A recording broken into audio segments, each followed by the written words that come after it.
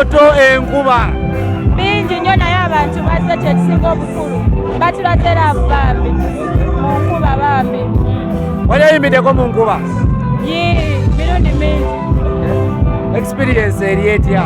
Twabimanyira kubanga kati guno sorry my voice kubanga guno mulimu ate career ate passion ekisinga obukulu nti passion ekintu kyokola ng'okyagala regardless aye kati abo abantu abazze bakuzamu n'amaanyi. kulikayo e Bulaaya wagenda abantu ne balowooza nti oba oli awo Lydia Jazimine agenze kubeerayo myezi ng'etaano awo mulemu lwaki no so e Bulaaya siisa wiiki bbiri wemba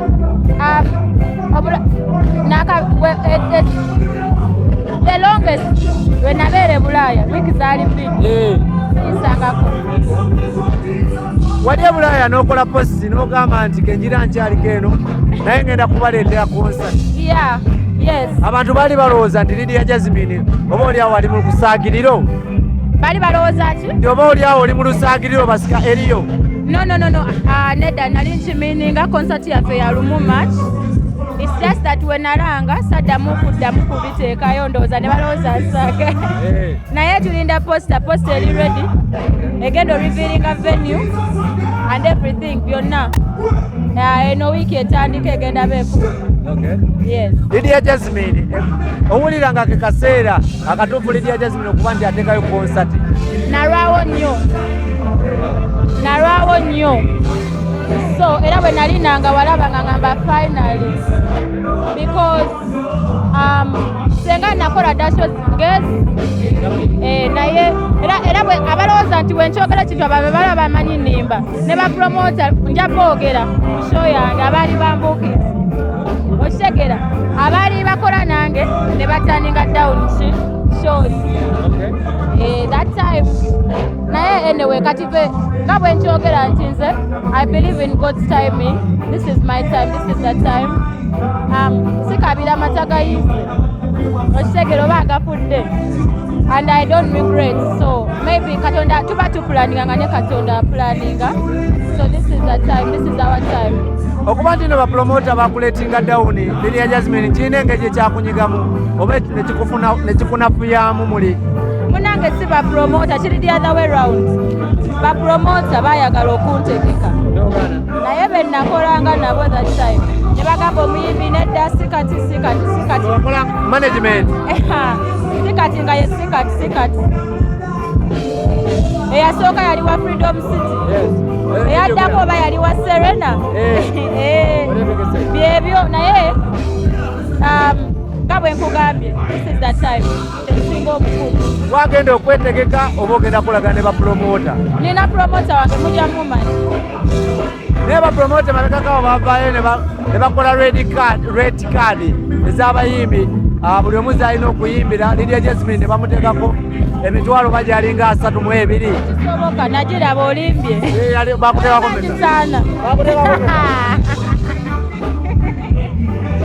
nawe wesekerere bakuteekako sijja zoogera naye si byamakulu ebyo.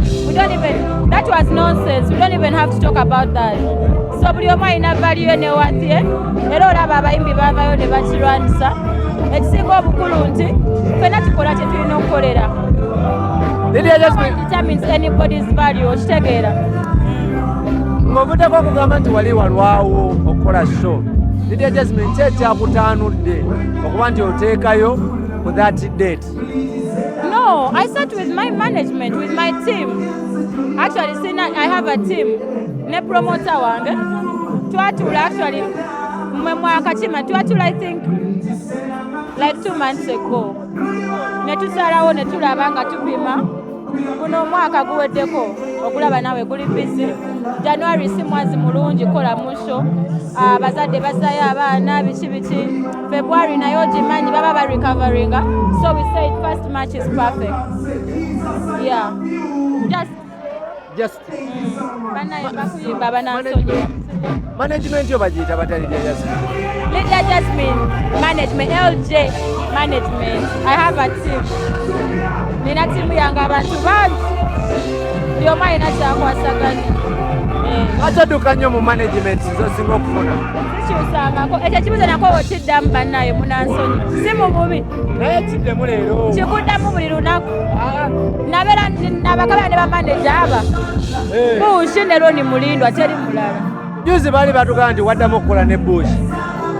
Nedda anti mwe mwagala nnyo baŋŋambye twawulidde nga tekiva mu muntu bwevaayo bafaani bange eno ebakimanyisanga nti stressinga because I tell my fans bwemba sibuddeeyo kwogera ku nsonga ebayitangako wano wet ekolanga wet kubanga nze affirmation ebawanze nze bwemba siwandise ku peji yange nti bwekiti ne bwekiti ne bwekiti bambi mukole bwe muti kubanga eno industry mujja kulumwa emitwe buli omu avayo ne propaganda we mujja kukola kulumwa n'emitima tetuddayo eyo nkikomye bwemba siogedde kintu mukikole mutya n'ebihandolinga otya Lydia Jazimine ebigambo ebikwogerwako naddala ku intaneti ani atayogerwako Jesus Christ bwe yajja bamukola batya ani bwe yakuba oba gwe yabba tebamukomera ku musalaba. Who am I not to be talked about? Guno gwe mulimu gwe nakyuzinga manye ebijjirako and I'm ready and nothing shakes me anymore.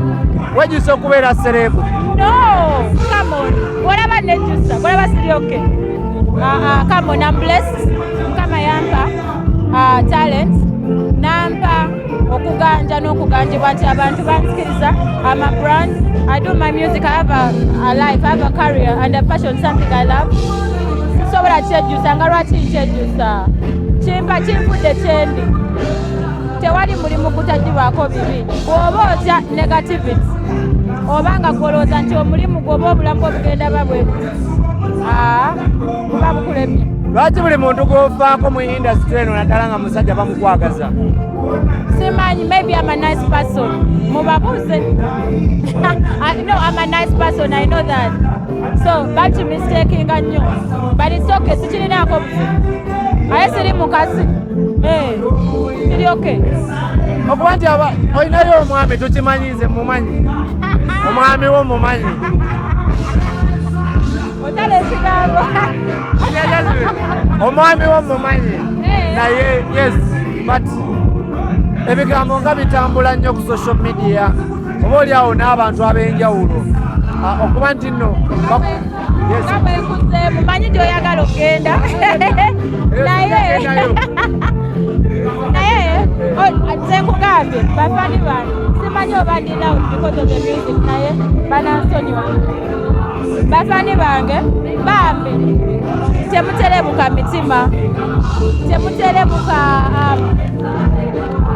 simanyi engeri gyakyogeramu oba tokiwulidde kuva nze kimma amazzi nze ndi muyimbi olaba Alex sifayo okunjogerako kuba I am a celebrity, I am a brand bayino ani gwe batayogerako ate nze kasaso nga nsise muntu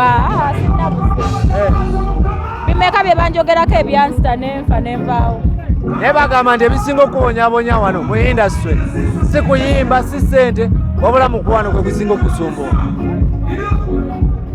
Sijjukira kaabirako mu kamera nga mbakaabira nti njagala mu oyagala nnyo n'omuntu gw'oyagala omukwano bwoti omanyi nyimba nnyo omukwano kakati mugata ebintu ebyo naye si kibi nze ndiwo ndi muyimbi wa love. I'm a vocalist, I'm a singer of love, I'm a preacher of love. I love love and I love to be loved and I love love and I spread love.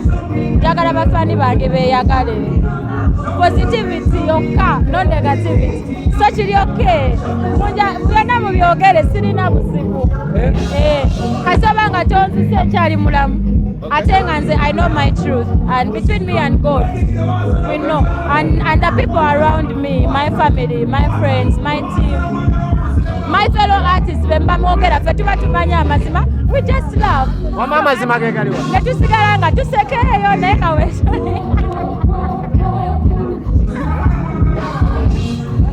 tonzijamu bigambo Alex ndeka namakula bantaddeko show. What do you mean? omukyala yakutaddeko show tonabiraba wategese naye n'ategeka. As far as I know, show yange ya first sinabakuwirako omuntu ataddeyo ku first. Tekirina buzibu.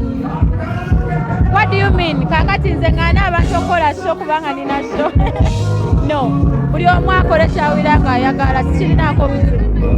Eyange ya first match kyenjagala abawagizi bange mumanye nga lumu match ngenda kusaposta sola kwogera venue kati mbanzibye ebigezo naye bambinze lumu match mundabiranga ddala sifaayo ku muntu oba before oba after oba next year oba this year it is fine.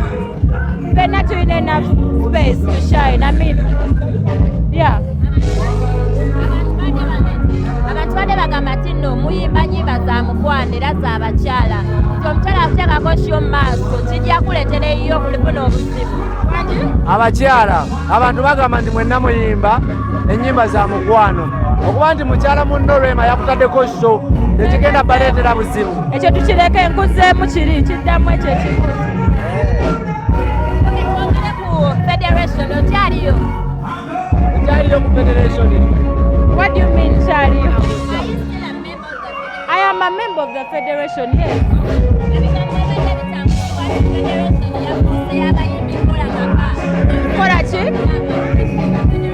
Federation ebigambo bitambuzibwa era bigambibwa mbo.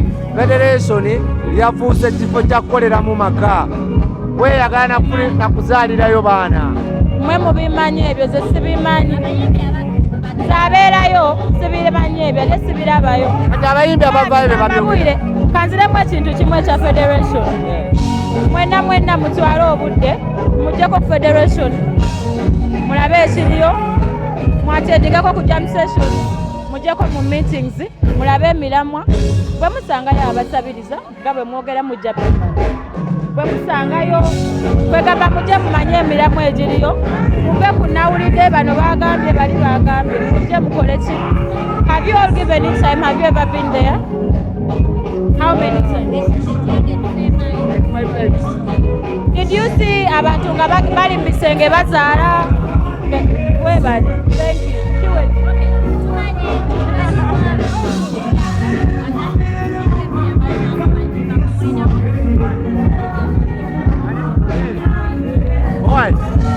DJV omumanyi? Bambi bagambye temumbuuza bintu begayiridde nga tebi about Lydia Jazimine oba roast and rhyme oba first match begayiridde oba kayimba kenina akakuba ke bayita njagala. Nze ekisembayo kwange kanono kengenda okubuuza kakulu Lydia Jazimine, lwaki abasajja be bakuteekako obeegaana babi oba tebaba kilasi zo? Nakuzeemu dde ekibuuzo ekyo naye olabika okyagala nnyo naawe. Nakuzeemu nenkugamba wali ondabyeko nga nkabira omukwano, wali ondabyeko nga ndi mukulwana mu sikando twekuba ebikonde nti ng'ondabye physically nze Lydia Jazimine omulimu gwange gwa kuyimba love, preaching a positivity. That is what I'm here for. Ate ndi proud nnyo. When you link me up to anybody bafanzi ba esho bakirizibwa ye gwe basiimye si wano wokka Bulaaya yonna bakikola ye kiba kimunyumira bwe kityo naye nze ekyange mba nkimanya ate kiri private saagala nkiteeke mu kamera bwe kinatuuka okujja mu kamera kirikola ki naye nze nagambye bafaani bange bw'oba tokiwulidde kuva ewange kola otya oba kola otya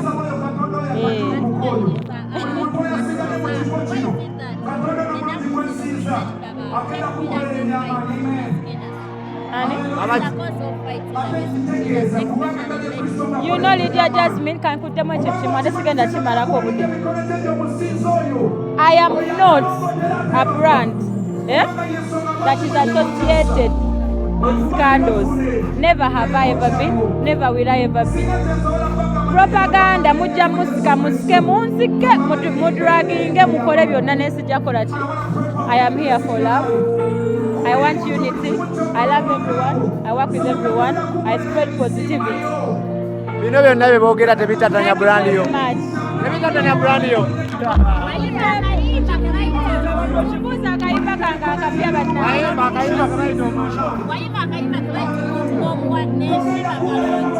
Kirungi obuyimba mubumanyi.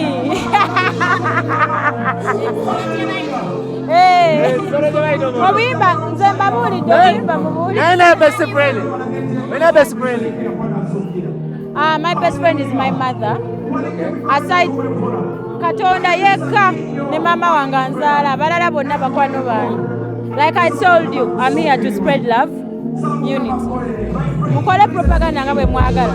Manyi wali abantu abatirayo ne balowoleza brand yange because they know siri associated mu drama ne mu nsika. But you ever see me nga nvaayo? Mwe mwebuze lwaki? I am here for love, positivity. I don't want bad energy. I'm here to spread love. I'm a singer of love. I'm a preacher of love. I love everybody. Woba ninako obuzibu, it's your problem. Bye.